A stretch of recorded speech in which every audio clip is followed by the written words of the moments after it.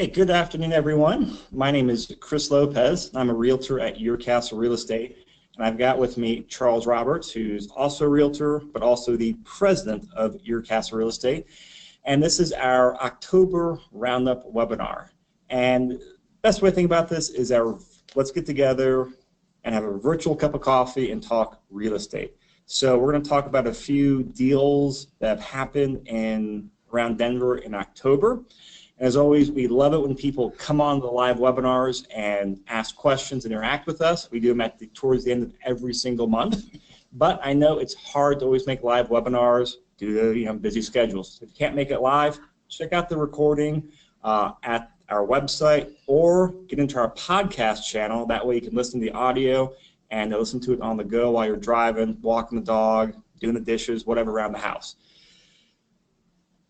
And we actually have a special guest today.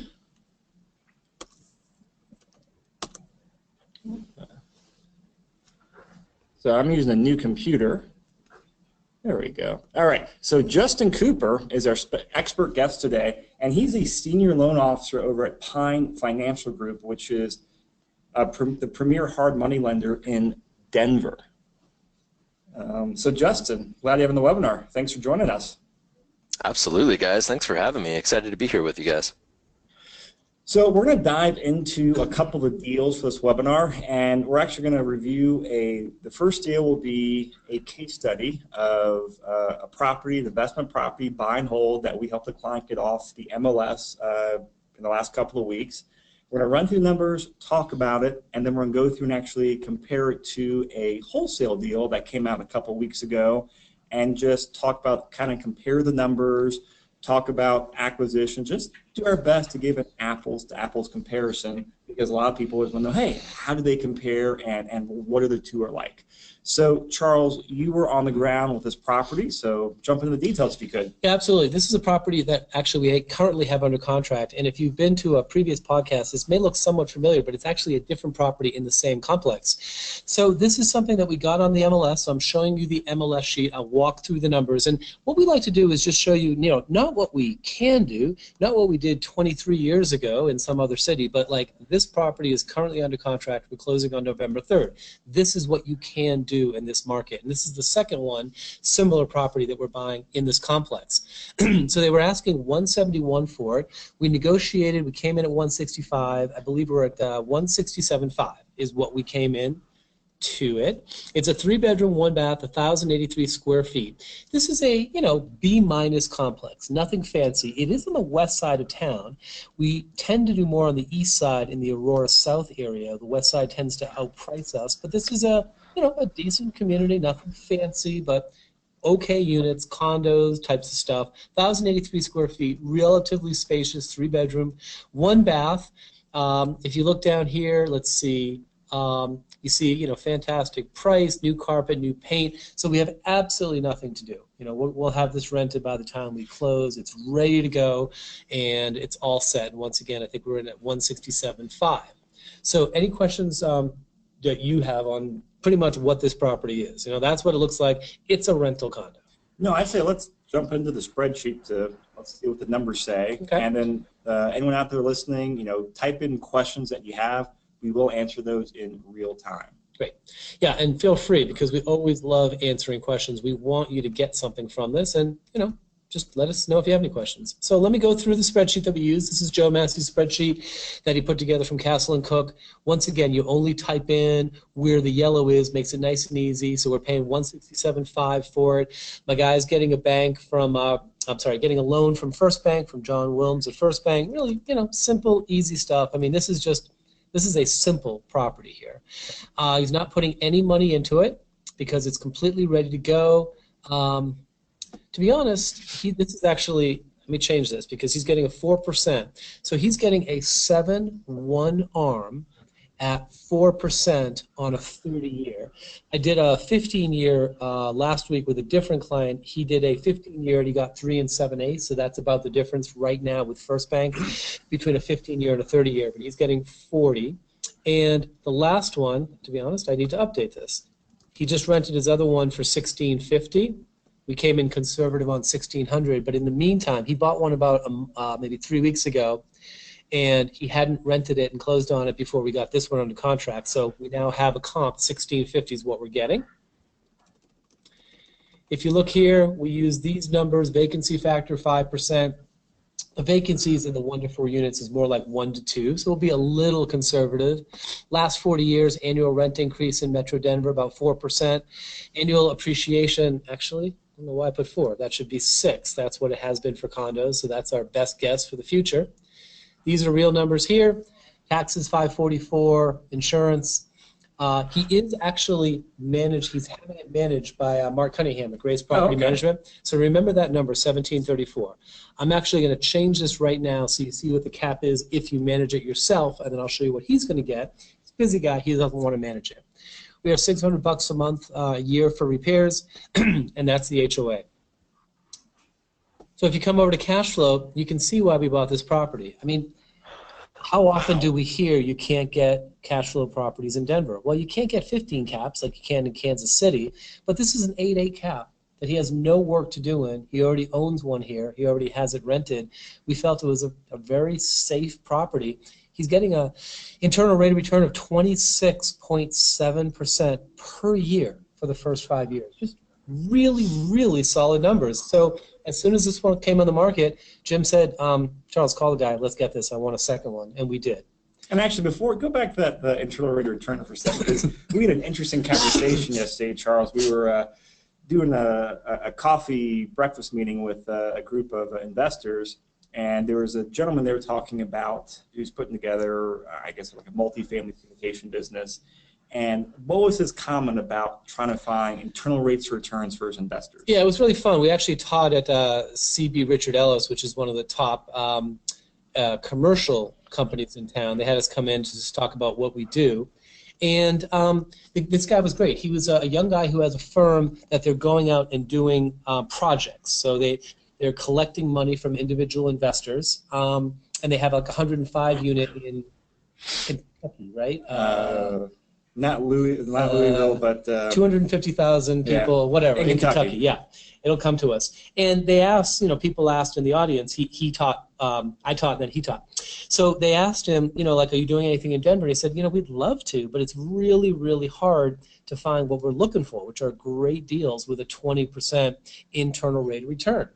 And I sort of leaned over to Chris, because we were in the back of the class at that point, and literally flipped over the charts I had just presented and showed him the example property we used was at 19.9%, and it was a very conservative one.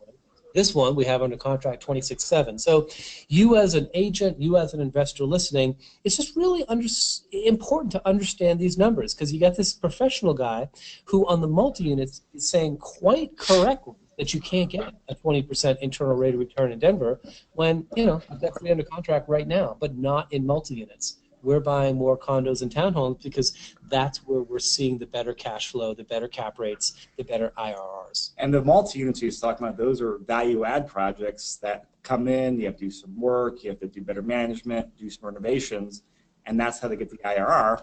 And we're getting these IRRs with turnkey, ready-to-go properties off the MLS, which we don't have to spend 6 months knocking on doors and pounding the pavement to find. So there's another perspective. Yeah, so we're throwing out a lot of acronyms. It's always interesting because we'll have a continuum of people who are kind of new at this and some people who say, hey, speed up, give me more stuff. But if you have any questions on what we're talking about, please let us know. The bottom line here is this is a property I'm closing on November 3rd. A real simple property. It was on the MLS. Anybody could have gotten this. And the numbers are great. I mean, this is an 8.8 cap for a completely fixed up property. Not the greatest complex, but not awful. I've owned worse for 20 years. I'm very comfortable myself. And Jim, who's the buyer, is having Grace Property Management manage it for him, and he'll make lots of money on this. So if you get any questions on this deal, please type them into the questions box. Now let's shift gears. So this was our long-term buy and hold rental off the MLS. And then the wholesale deal, I'm going to compare this to, is something actually Justin brought to our attention because, Justin's a hard money lender. He sees different stuff, has different perspective on the market. And so this wholesale deal is, it's not like a fix and flip, but sound like it was a turnkey, ready to go buy and hold rental property. So kind of an apples to apples thing. So Justin, I will let you kind of give the rundown on the property and fill everyone in on the deal and how you saw it, and just there's some interesting stuff to it as well. Yeah, absolutely. Well, thanks. So this deal actually came to me, interestingly enough, the deal did come directly from the wholesaler originally, but just the nature of what I do and how many wholesale lists I'm on, and I'm trying to help get clients. I'm a hard money lender, so trying to get clients' deals closed. When wholesale deals come through, I've got a file in my email, and I usually just throw all the wholesale deals in there, and then I take a look at the end of the day, or when I have time, or later in the week, or whatever it may be. I just don't have time to sit there and analyze every single wholesale deal that comes in, because potentially I have several a day.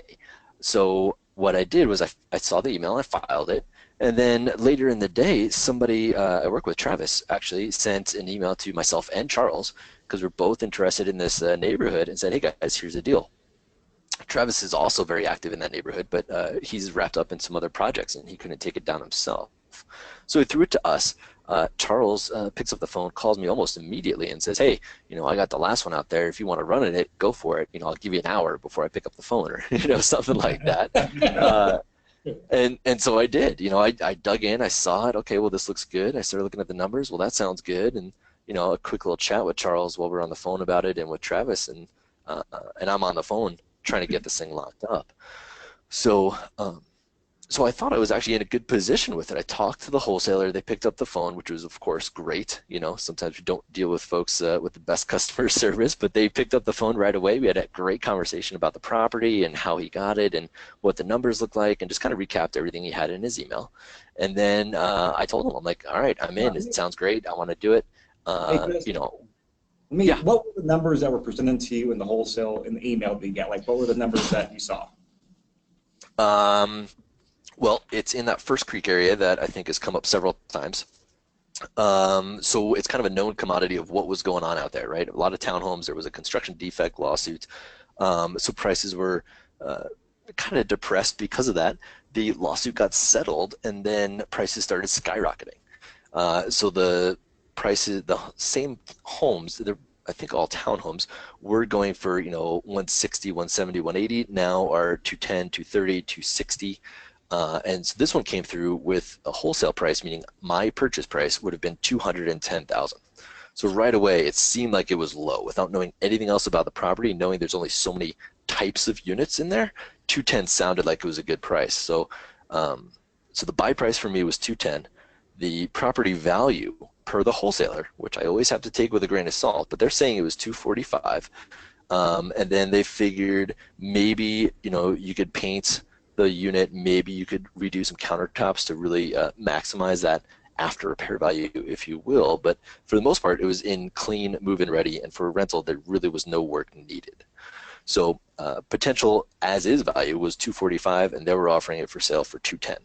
And Justin, I can actually really confirm that, because I have one under contract right now at 232 that was built in 2010. The tenant has been there since then, and we are almost certain, literally, they never changed the furnace filter since 2010. I mean, the place is in pretty tough condition, and I have a really, really high tolerance for yuckiness. So we're getting this one for 232. My buyer's very happy with it. Things are going to be good, but I would say it's the same unit. That other unit, or this unit fixed up nice, 245 is really about right, which is why both you and I just immediately, jumped on it or wanted to think about it and wanted to run with it. Yeah, and so when chatting with some folks, it sounds like rents in the area, maybe on the low end, 1,700, Okay. seem like. Sorry to keep interrupting, but I literally can tell you that we just got Section 8 approval. We haven't even bought the one that I'm talking about, but they said 1856, and I'm going to update this because we're going to talk about numbers on one. But I just got the email from my buyer who's been working with whatever her name is at Denver Housing Authority for the exact same unit. So I can tell you the DHA is exactly 1856 right now. Yeah, and so what I was going to say, I had heard like 1824. So obviously, we know rents are going up in the metro area, and this is the case in point because Travis had rented, again, the same unit, I don't know, 2-3 months ago, I think, very recently at 1824. And now you've got someone that'll be at 1856. So it just shows, one, we know exactly what the prices are, rents, because in this complex they're all the same unit. There isn't a whole lot of variation, and we have live case studies. We know people who are filling vacancies today. So along those lines, the HOA, there is an HOA out there, $185 a month, so relatively inexpensive, nothing crazy there. As is with wholesalers, relatively quick close. I think it was about 2 weeks to close. And so they gave a quick rundown. I don't think they even told you how many bedrooms or bathrooms in the email. So we got on and just through property records found, bedrooms, bathrooms to confirm the style of the unit. Yeah, and that was about it. They had a couple comps in there just to reinforce the value that they were saying. And that was it. Pick up the phone, click here for some pictures, short and sweet from a wholesaler. Great. Now you actually were wanting to put an offer on the property, right? Yeah, so I would say I put in a verbal offer. I didn't send an email. I didn't write up any special 17-page DORA contract. I didn't have the wholesaler send me whatever contract they wanted to have signed. I did not get out my checkbook. As with wholesalers, generally they want earnest money. And as soon as you give them that earnest money check, that money goes hard, which means there is no inspection contingency to get out on or other things, right? You give them that check, and that either you close on it and maybe it gets credited to your purchase, or that money is just gone if you back out. So I didn't do any of that. Do you remember? Go ahead. How much was the earnest money for this deal? I think it was $5,000. Okay. So I didn't do any of that, but I had a really good conversation with the wholesaler.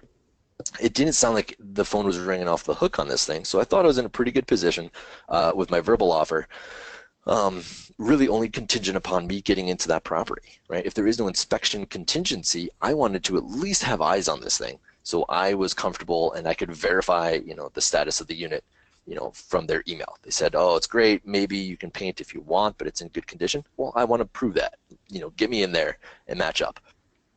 So that's the way I left it. They were going to reach out and find out when we could get into the unit. I was literally in the car and I was about to get on the highway and say, hey, I can be there right now.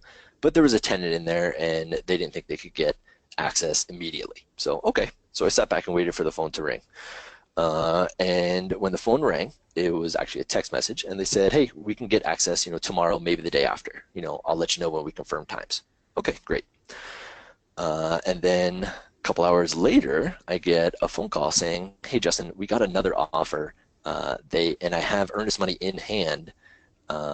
We had discussed, and the email went out at a purchase price of $210, and this other person came in at $215. And they have not seen the property, but they know the area, they're comfortable, they're paying $5,000 more than I'm asking, and they've given me the earnest money. I said, oh. So I was a little taken aback. I thought I was in the running. I thought I had this thing locked up, but clearly I wasn't. And that's just kind of the nature of the beast, I think, in today's market. If somebody doesn't have that earnest money in hand, if you don't have a signed contract, a verbal doesn't necessarily mean anything. So Justin, let me ask you this question. If this happened again, would you play it any different? Or would you still say, no, I actually, I lost it, but I still want to see it before I'm committing to $5,000? What do you think you'll do next time? Yeah, so I think for my comfort level, I would have been more aggressive with the conversation on the phone and got more of a commitment from them to not entertain any other offers or to make sure I got the first right of refusal or something along those lines. We kept that conversation relatively informal, so that would probably be the thing. I don't know if I would have gone in sight unseen and dropped the $5,000 in earnest money, but that's probably a more general statement about working with a wholesaler. For this specific neighborhood, I may have gone back and looked at the pictures and called Charles one more time and called Travis one more time, and I've got another buddy who's got some properties out there, and just called them and said, hey, what do we really think? Is this really the killer deal that we think? What do I not know about this place? Because I don't own any properties out there yet. This would have been my first. So where this other investor was comfortable, and maybe Charles would have been comfortable, or his clients or whoever may have been more comfortable, I don't own anything out there. So I don't have that same level of comfort necessarily, but I'm comfortable with my network, with my friends who do own out there. So I would have relied more on them. I probably would have done that and then gotten back on the phone after those conversations conversations and said, just, okay, if everybody agrees this is a killer deal and yes, we're, Justin, you should be safe, then I probably would have gotten in the car and just dropped off the earnest money sight unseen. But wholesale deals come in all over town in all different kinds of properties, and it's difficult. So generally speaking, I would not give the earnest money sight unseen, but that's my risk tolerance, right? Everybody's on a different journey. And for me, I am not necessarily willing at this point in my investing career to do that. Do you think the buyer had a previous relationship with this wholesaler? Do you think that's why? I mean, I know you don't know, but I guess speculate. What do you think? Yeah, so actually the wholesaler, when he called me back and said he had another offer, told me that the buyer has already bought from the wholesaler. So there was an existing relationship, and that buyer already owns properties in this complex. So that buyer's comfort level was already much higher than mine with the property because they already own in the complex and they know the ins and the outs of it all. And they've already bought from this wholesaler. So if I put my wholesaling hat on and say I'm a wholesaler and I have to choose between these two people, one being someone I've never sold a property to, or the other is someone who has performed. They said they would do it, they've given me earnest money, and they performed and bought a property from me. All things being equal, I would go with the person I know can already perform and who has already performed. So yeah, when somebody said, here's the earnest money, I'll give you more than you're asking, and I've already done business with you before, it almost is a no-brainer. Like, I can't get mad about that. Good. So let's, before we get into kind of comparing the difference in buying the deals, Charles, let's run through the spreadsheet here. I think I got the numbers in there right, but obviously you know the complex a lot more, so I'll let you talk and adjust. Yeah, I bought 3 here last year, so I do know this complex pretty well. I've closed on 17 here in the last, I don't know, about 18 months, and I've got another under contract, so I'll hit 18. So, I am the guy who loves this complex. I know a lot about it, and I've made a lot of money here in the last year and a half. It's been great. So here are the numbers. At 215, the rent is actually, I just pulled up the email from Andy, it's $18.68. That's what Section 8 Denver Housing Authority, I know, sorry, Justin, just confirmed. The taxes were $11.56. Insurance, I probably pay like $280 for my insurance, call it $300. Repairs and maintenance, we put in a factor here, and it's $180 HOA. And it's just a great HOA. Very long story short, they had a construction defects lawsuit. They got they won about $18 million. The HOA got like 11 or 12 million to them after expenses and attorney fees. And the first thing they did is put another $1 million in their HOA. So they have an HOA flush with cash. And they have about $10 million they're spending the next 2 years doing a whole bunch of what we consider really non-structural issues, just a lot of bad roofing done, bad streets being repaired. One of the reasons we like the complex is so much money is going into it, and the HOA has tons of cash. So if you go back over here, what you see from the numbers is this is a 7.9 cap, 13% cash on cash, 23.6% internal rate of return. These are not numbers, these are not the best numbers in the world, but for this complex where we feel so comfortable, these are phenomenal numbers. So you saw the previous one in East Florida. We don't know it as well. It's definitely not as nice a community, and it's an 8.8. Wow, that was great. But this 7.9 competes very well with the 8.8 in East Florida because all of the money in the HOA and because it's such a nice community. So it's not only about the numbers. It's also about the community and the level of comfort you have with the community. And this right here is the 8.8 that we saw in the East Florida property.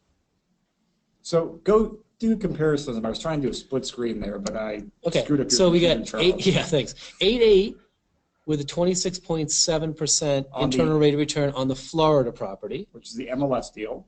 Exactly. And then this right here is a 7.9 with a 23. They're really pretty darn close. The moral of the story here is this was an awesome deal. I'm sorry I didn't get it, Justin, but had I known, I would have said, can you get a picture or two or something to make yourself feel better? I'm not saying I would have risked $5,000 either, but if it was in any kind of reasonable condition and the guy was telling you the truth, yeah, this is one that an investor would have wanted. Yeah, I mean, I have never bought from this investor before, from this wholesaler before. And there were some pictures that he had sent out, but I was moving quick and I was confident in our conversation.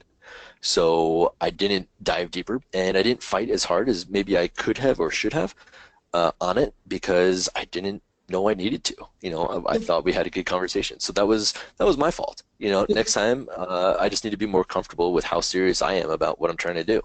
One of the many things to learn here for newer investors is newer investors seem to have the opinion that all the wholesalers want to work with them. There's wholesalers out there, you just have to meet a wholesaler and they'll give you a deal. And the fact is, it's not really true. There's maybe a half a dozen legitimate wholesalers in all of Denver.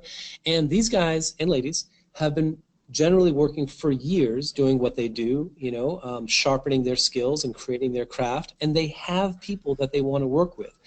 So new investors are surprised when they don't get wholesale deals. And the reality is it's because this other guy just got the deal because he's done 7 deals before with John over the last 5 years, and John's going to go with him every time.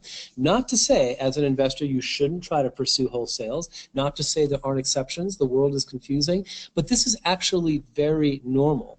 The one thing that I was sort of chuckling with Justin before this is like, dude, didn't you know who you are? I mean, come on, you're Justin from Pine Financial, God, I think that didn't get you what that should have gotten you, because you'd think you would have gotten a little more. But there's a lesson here to understand that when wholesalers have deals, they work with whoever the heck they want to work with.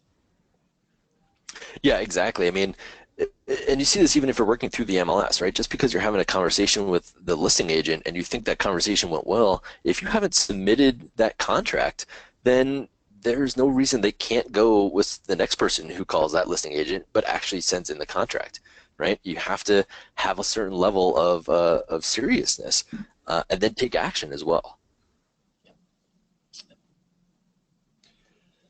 All right, so before we move on to our next topic, I want to take a short break here because the TV guys, Charles and Justin, are putting on a great event tomorrow on October 28th called the Investor Success Summit. So, Justin, I think you're kind of putting it all together. Give everyone the rundown on there and tell us what it's about. Yeah, so tomorrow, Saturday, October 28th, we are hosting. Gosh, I don't even know how many times we've done it. I know we started our first one back in 2011, yeah, this is our and we've been 15. Is that what it is? Yep. Yeah, our 15th time doing this. And of course, the event has evolved over time, but what it's evolved into is just probably the absolute best networking and educational event in Colorado. Now, of course, I might be a little biased because I am organizing it, but it really is. I mean, nobody else brings in 300 local investors. Nobody brings in the quote-unquote power team, if you will, of vendors that will be there. Nobody else brings in as many speakers, and certainly not the local speakers that we have. We don't bring in any outside speakers. Nobody is selling. This is, I think, the first time we'll actually have an out-of-state speaker, but it's not somebody coming in to sell anything. This is, so Pine Financial, we do 2 things. We raise money and we lend money.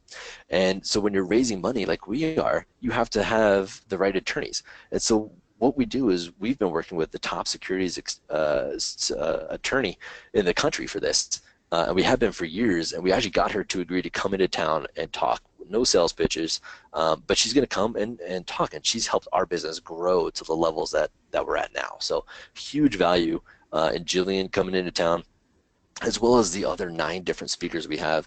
At the end of the day, we cap it off with a panel. We try and do something different each time. And this time we're doing a panel on raising private money. We figure if we've got the top securities attorney in the country, we may as well take advantage of it.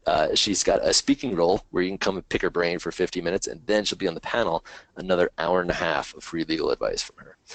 So really is an incredible event. If you haven't registered yet, Chris, looks like you're pulling up the website right here. So go to denveriss.com. So that stands for Denver Investor Success Summit, denveriss.com. All of this that I've been telling you is only $19.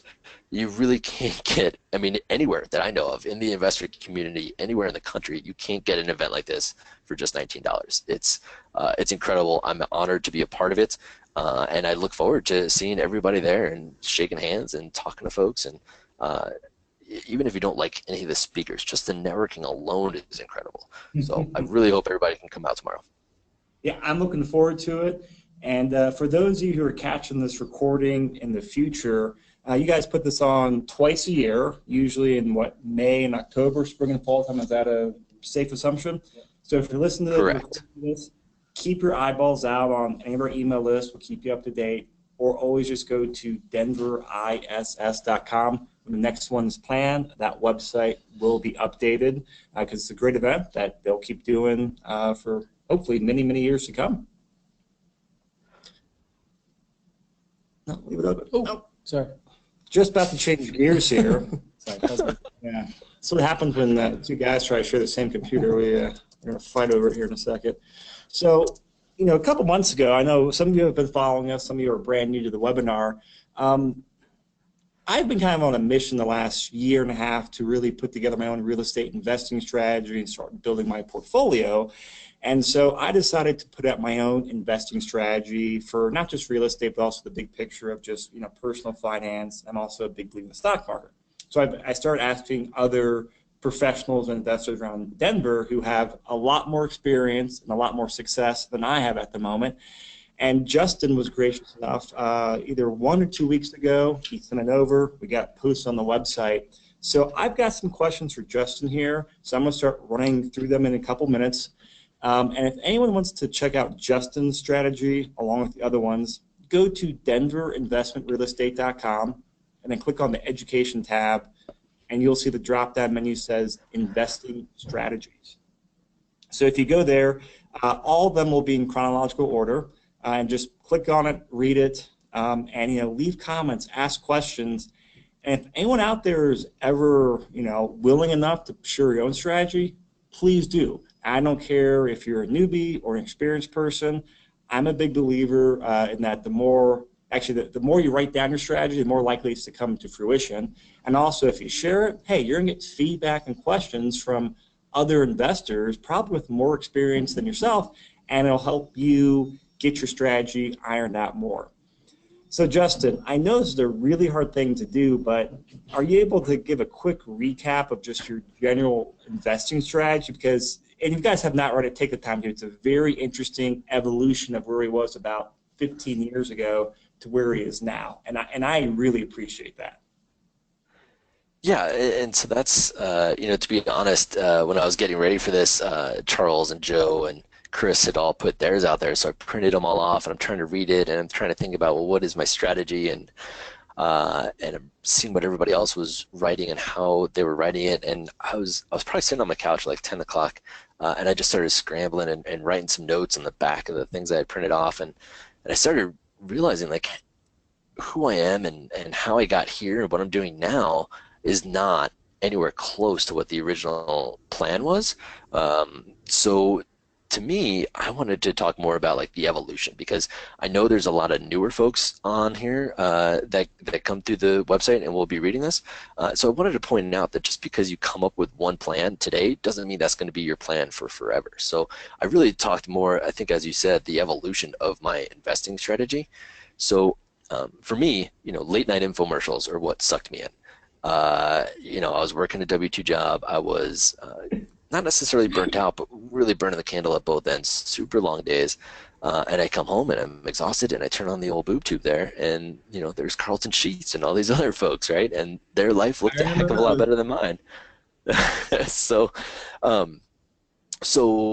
that's kind of what sucked me in, and I started learning and educating myself, and through all of that education, I'm hearing about having a vision. I'm hearing about the law of attraction, putting, just like you said, when it comes to putting the investment strategy on paper, things seem to happen, right? That's exactly what happened to me. So I'm thinking, where do I want to be? Where do I want to go? And so I started writing all this out, and I love the idea of fix and flips, and I know I'm going to get to a point where I'm not going to want to swing the hammer on a fix and flip anymore. So if you caught what I just said there, I was going to be doing the work on my fix and flips, right? That's very quickly changed in my strategy. But eventually I would want to get to the point where I would want to be hands-off, make my money through real estate, and it seemed like the best way to do that would be to be a hard money lender. So I figured, if I'm going to be a hard money lender, I need to have a couple $1 million.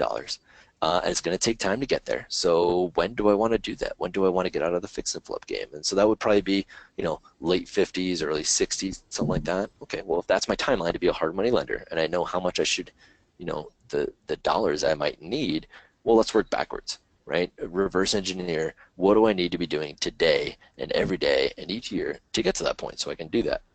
So that's exactly what I did. I just penciled it all out and said, okay, well, if I make 25 grand on a fix and flip, and then, over X number of years, how many deals is that per year, and how many, blah, blah, blah, blah, blah. And I penciled all this out and literally penciled it out. I wrote it on paper, just like what Chris was saying. And then next thing I know, kind of jumping ahead, you can read more about it in the on the website here, but next thing I know, there's an opportunity with Pine Financial. And that opportunity is to be a hard money lender. And something I just love doing is sharing what I've learned and what I know and what I do. So I wanted to be a hard money lender and kind of mentor the clients that I had.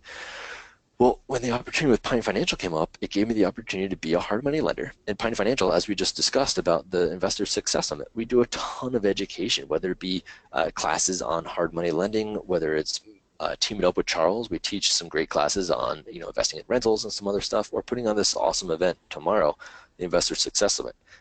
There's a lot of opportunities to teach and share what I do. So I really found myself jumping ahead. The thing I thought I wouldn't be doing until I was 60, now I'm doing when I'm 30. So that alone threw this whole vision and strategy off track. Obviously for the better, right? I'm jumping ahead 30 years, but okay, well, I've achieved that goal and that dream, but what else do I want to do? What's the next step? What's going to keep driving me?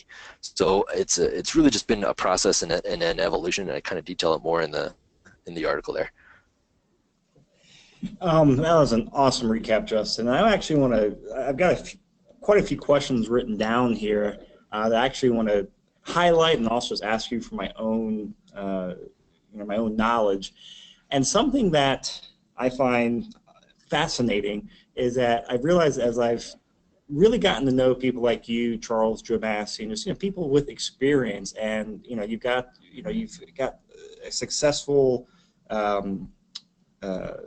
successful years of investing in real estate, is that even though you have all this knowledge and you guys are in professions that really have you in the trenches every day, you seem to have very, very simple real estate investing strategies.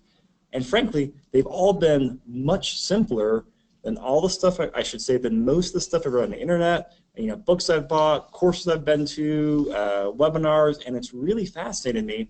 I know somewhere in your strategy, Justin, you talked about as you're buy and hold long-term rentals, that I wrote down here that you essentially look for gross rents minus mortgage payments, and if that hits the spreads you want, you look at the deal. Can you elaborate on there and talk about, because to me that just seems, if you'd asked me a year ago, that's just too simplistic to work. You got to do a lot more rules and 1%, 2%, figure out all this other stuff. Can you dive into that a little bit more? I don't think I need to. That's exactly what I do. I mean, that's exactly what we're talking about, right? So on that property we're talking about over in Green Valley Ranch, what did we say the rents were? $1,868 now? Yep. Okay, so $1,868. So, and buy price, let's say it was $215, right? So if I pay $215 and I put, whatever, we can use the example in here. What would be the monthly mortgage payment? The monthly mortgage payment for a 30-year at 4.75. Yeah, so $897 plus a couple for the taxes and insurance. So maybe, let's just call it $1,000. An HOA. And I'm not seeing it on here. Where is that? I can do it. Okay. Yeah. Let's call it $1,100. Putting how much down? 20%. Yeah, I would be putting 25 probably just to make sure I get the lowest rate. But Give me 1 second. I'm going to actually just do it while we speak. So 25% down. Interest rate of what? The 4.75, I think sounds right. 4.75. 30-year term. Taxes how much? Taxes. $1,156 a year. $1,156, and insurance about $300, and 180 HOA. So PITI plus HOA is $1,142. Yeah, so $1,142. So I take the 1868 minus 1142. That means that there's the gross cash flow of $726 a month. So in the 45 seconds of three of us trying to scramble and find our calculators, we just figured out that I could make $726 a month on this. That sounds pretty good. I'm getting in the car and I'm driving.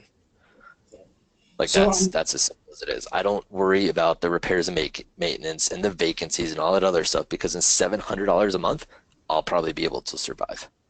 So you see, this is what's very fascinating to me, is that a lot of times I read books say, okay, if the property is 20 years old, I'll use a 5% repair cost. If it's between 20 and 40 years, it's 10%. Then anything over 50 years, oh man, I'm using 15 or 20%. And you don't do any of that stuff. So what's your threshold of, hey, it's above this number or below this number that makes you take a deeper look? So 500 has been the number for me. Okay. Now that probably should also be evolving as the market changes, right? When I was buying properties with rents of $1,200 a month, $500 was that number. Now when rents are $1,800 a month, right? When the purchase price is not $125 but $225, which means my monthly payment is higher, maybe that spread should be changing. But at the same time, I am more comfortable as a landlord. I have more reserves to handle the oopses and the unknowns. So generally speaking, I haven't had to revisit that. If it still is in excess of 500, then I'm still getting in the car and looking at this thing and seeing if it's worth it. So from all the years you've been doing this, that number has obviously held true for you. Yeah, for the most part. Charles and I, we do teach like a 3-hour class about rentals. Kind of, it is a high-level overview because it's only 3 hours, but at the same time, in 3 hours, you can cover quite a bit. But we always talk about where we're at and what's going on with our rentals. And the first couple of years I was buying rentals, I was just getting hammered at turnovers, super expensive turnovers. But then in the past 2 or 3 years, it's been relatively quiet. And maybe I'm hitting my stride as an investor. Maybe I got all the ugly things out of the way. I hit the learning curve a little harder at the beginning, and things are getting easier. I don't really know if any of that is true or not, but it's been a little easier these past couple of years. So, if I had saved, like, what are we looking at right now? Repairs and maintenance of $1,119 a year for repairs and maintenance. That was nowhere near it. My first turnover was like $7,000. It was like within 3 months, I had 3 evictions, 3 turnovers, and this is every property I was managing at the time was all 3 properties. So I had the vacancies on all 3 at the same time. I had repairs on all 3, and I think total that year I had close to $25,000 in turnover. So, so for me, that repair and maintenance would not have, made a dent. But for me, I'm not as worried about, what number do I have, right? Well, how old is it, and what should my number be on that, and have like a sliding scale like you were mentioning, because I have a day job, right? And so this cash flow and these investments are just that. They're off to the side, they're investments. I'm not living on the cash flow. I'm not, dependent on paying bills on whether or not this property goes well this year or this month. So what I do is I just take all the cash flow and I just leave it in the bank. And then when, like right now, one of my properties had an old T-lock roof. So I wasn't getting the insurance coverage on it, and I knew I couldn't, even though we had a huge hailstorm just recently, right? And everybody's getting the roof replaced. That wouldn't have been covered by insurance, so I had to pay out of pocket for that. So that's $9,000 between the roof and the gutter. But I've got, over $30,000 sitting in the account, because all that cash flow goes into that account and it just kind of hangs out and it builds up. And when I don't have, a roof to replace, then it continues to grow. And then, oh, look, there's another 25% down on the next property. And so that business becomes self-sustaining in that way. I'm not diving into my personal savings for the next investment property.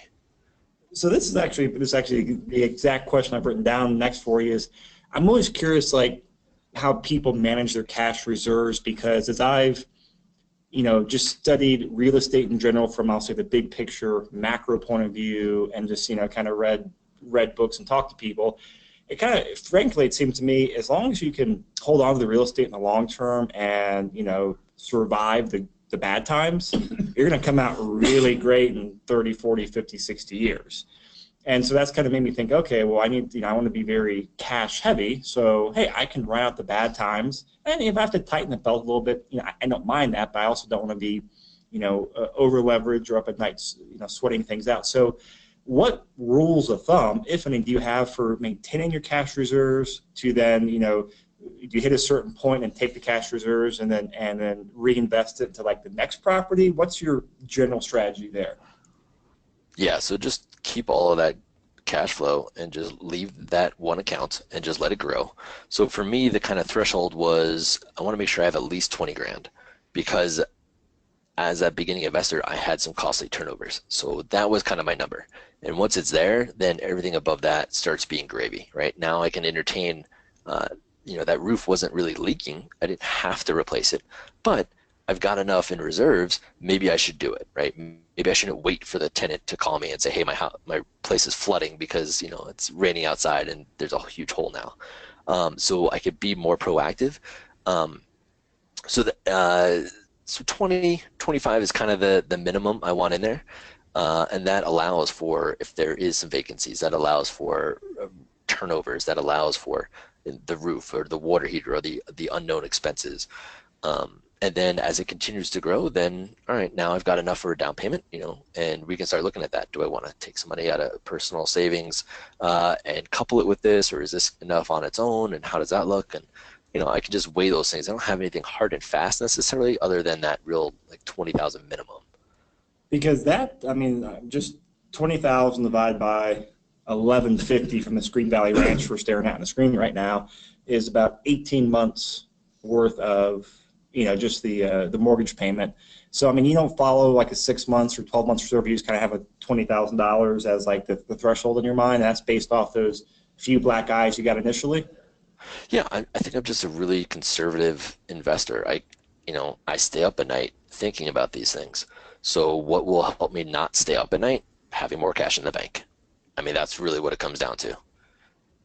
I can understand that now, as I've had a couple rough times over the years in previous businesses. Laying awake at 2 a.m. in the morning, thinking, "Oh crap." Yeah, I don't like doing. I've got two little kids. I've got a 4-year-old and a 14-month-old, and I lose enough sleep because of them. I don't want to add more reasons to lose sleep on top of that. So I already drink too much coffee, probably as it is. So another question I have for you here. So I know there's. I just think, especially with your job as a hard money lender, you got some very interesting resources. I'm sure all sorts of points of view.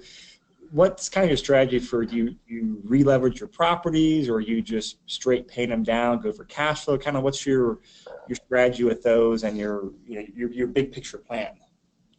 Yeah, I think I'm still relatively a new investor, if you will, or I'm early in my investing career. So I don't have a lot of rental properties. So, if you look at it from a certain way, I'm still in my acquisition phase, if you will, right? I'm still looking to be buying more properties.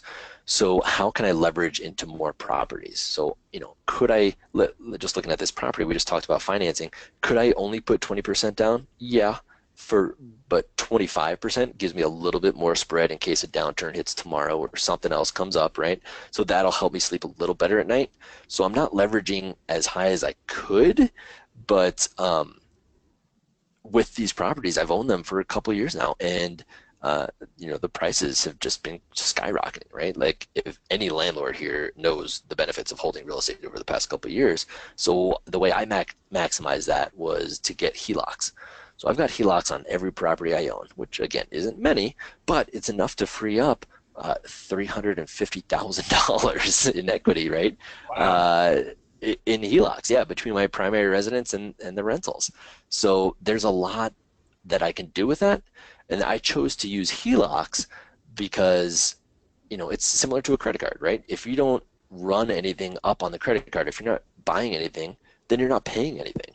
So instead of doing a cash out refinance to, get my hands on that equity and that cash, because if you do that, then it changes your cash flow, and then maybe I'm not going to hit my 500 or whatever. I just like having the HELOC so that if I need it, if I want a little extra, say I've got 30,000 in that rental business bank account, and I just spent 9 on a roof. Now I'm down to about my 20, but another great deal comes up. I can dip into these HELOCs, pull 50 grand off and buy this, rental property or something like that. So I have access to continue the acquisition through those HELOCs, but I'm not paying every day, and my cash flow position doesn't change every day because I didn't do a cash out refinance. That makes sense. That is really, really interesting. And you're kind of getting the best of both worlds where you're able to use leverage, but you're also being, I say, conservative in the sense where, you can handle some speed bumps along the way.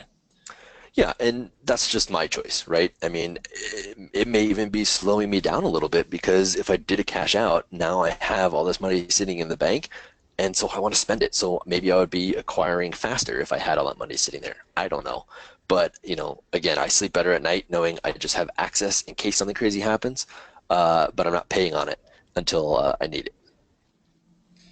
So something else I wrote down from your article was you made a comment in there about you're not the best property manager, and you recently transitioned over to, I guess, hiring a professional property manager. Yeah, so I started to. So, I've got 3 doors. Like I said, I don't have a massive portfolio. And I think me not being a good manager, maybe I'm lazy, and maybe I have a big heart. Maybe it's both.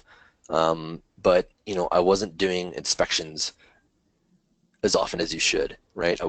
We didn't have any kind of set in stone quarterly inspection schedule. Yeah. When they call me up and say, hey, I'm going to be a week late, I wouldn't say, okay, fine, here's a 3-day notice anyway. I wouldn't do that. Those types of things.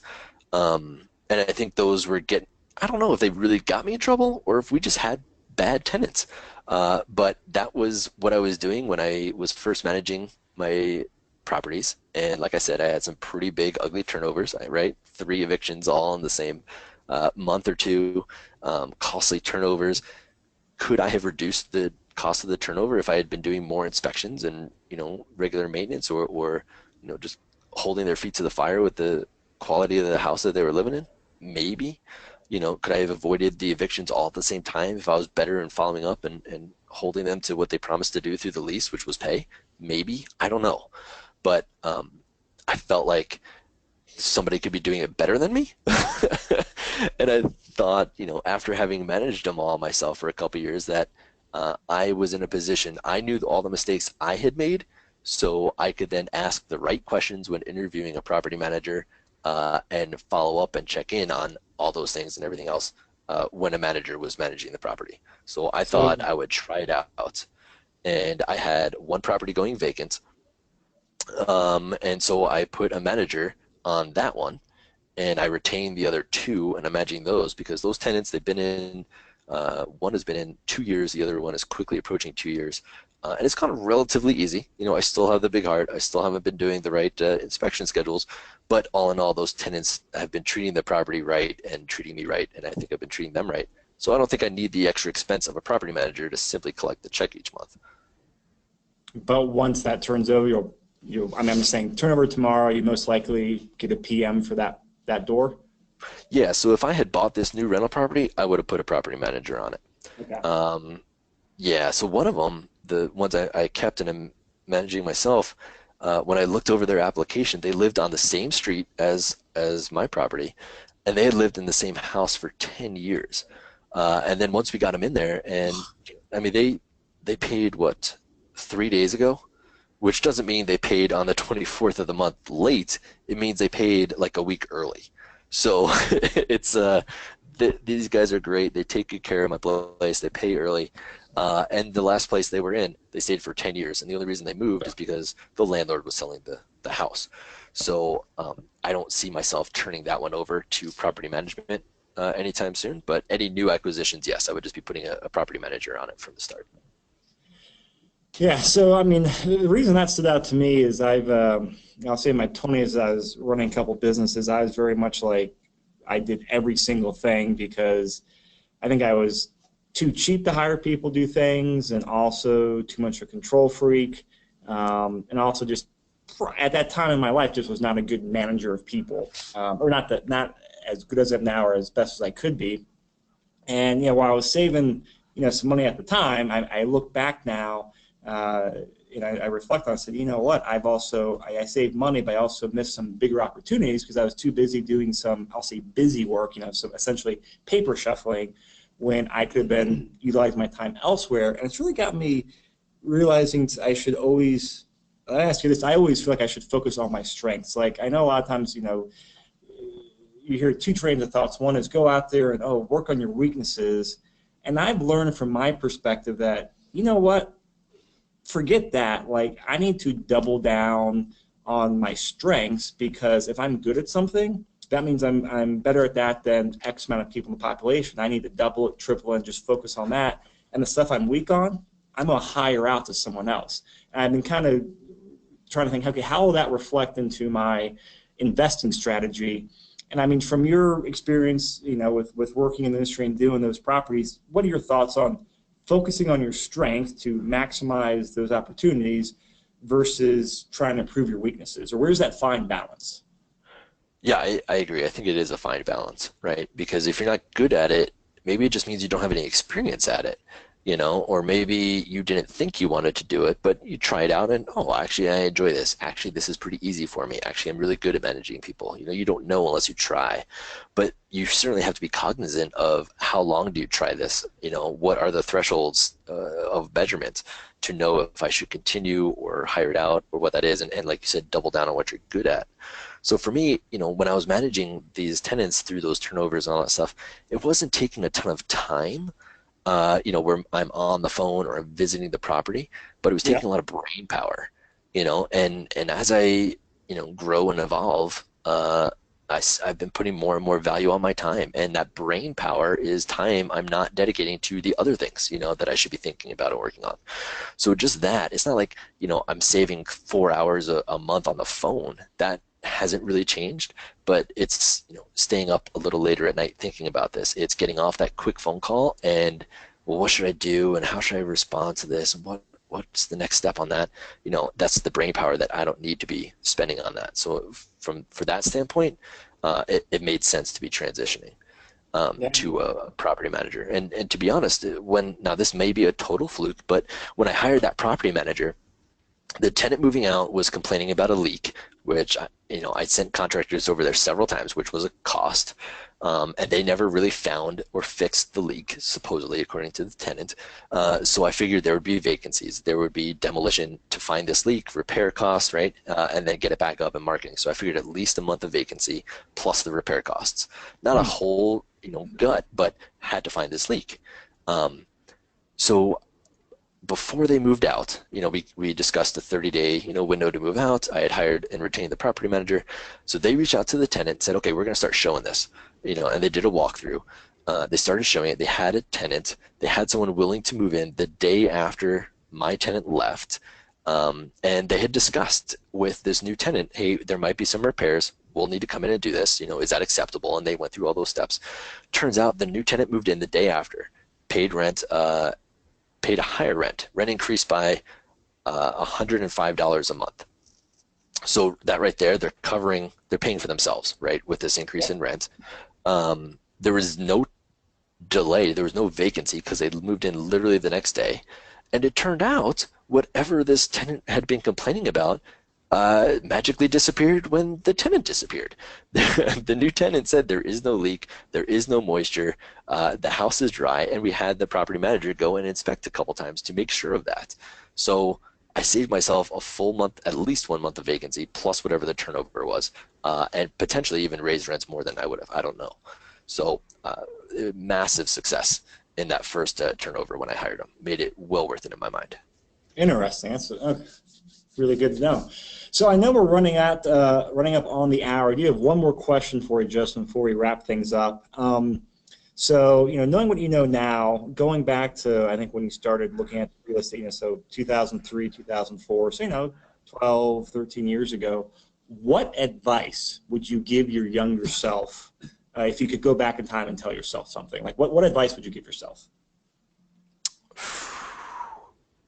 So the very first deal I did, I actually lost money on.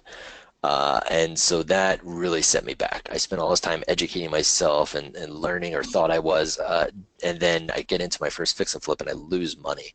So probably was to be, the advice probably would have been to, pick yourself up, dust yourself off, and get back on that horse, sooner than later. Obviously, I've, moved on in my investing career. I took my lumps and I've moved on. But yeah, don't wait so long. Don't be as hesitant. Spend more time. Figure out what went wrong, and then fix it, and then just move on and do the next one. So eventually I did all of that. It just took longer. And actually tomorrow at the Success Summit, I'm going to be talking about my topic I'm presenting on is the 5 surefire ways to lose money on your first flip, because I narrowed it down to 5 big ways. There's many, many, many more than just 5 ways, 5 reasons I lost money. But it took me a long time to recover from that. I was really scared of losing more money. So that probably would have been the biggest thing. Okay, you lost money. That sucks. Why? Fix it and move on and do it again. Very good advice. All right. Well, actually, do you have any last parting words of wisdom or advice you want to share with? We got a lot of newer investors listening to the webinar and also the recording once we put it up there. Any last bit of advice for people at the beginning or wanting to get into their investing career? Read all of these articles that all of these folks have put out. There's so much information in these articles, right? Read books. You're taking, when you read a book, you're taking a lifetime of experience and compressing it down to, a $20 investment. Read as much as you can, and then take action on what you're reading.